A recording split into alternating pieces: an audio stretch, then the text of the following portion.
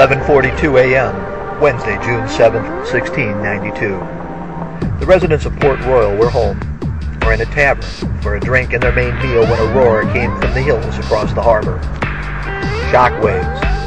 The land moved, and within minutes 3 tremors tore through the ground. The sea swept in from all sides. An earthquake had struck. Port Royal was history.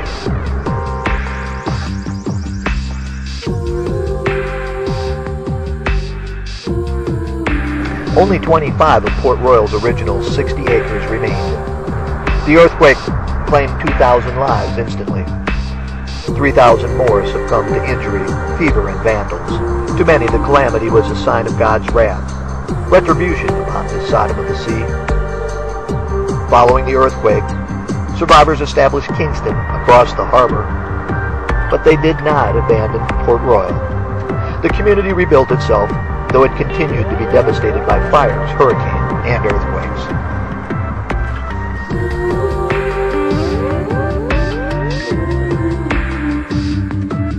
From the wickedest city on earth to a thriving commercial center, Port Royal, Jamaica has been the subject of much popular interest.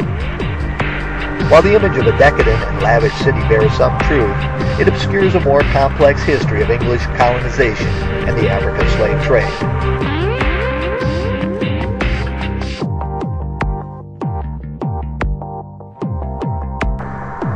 Skilled craftsmen, crafty men, forts, gunships, urban devastation and preservation, all of which is part of the story of a town whose sleepy present belies its past of excitement and intrigue.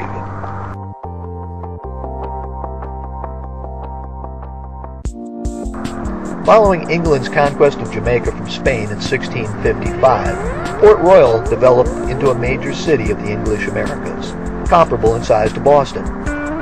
Fueled by pirate raids on Spanish galleons and ports and a growing plantation economy based on the enslavement of Africans, the city flourished with a wealth of fashionable imported goods and a plenitude of silversmiths, blacksmiths, shipwrights, and other tradesmen. This prosperity and glitter suddenly ended on June 7, 1692, when a massive earthquake swept 2/3 of the city under the sea. Today, Port Royal lives on as a small maritime community and a heritage site of worldwide significance. Artifacts recovered through underwater archaeology form the basis of this exhibition, with additional perspectives provided by rare maps and prints and documentary photographs.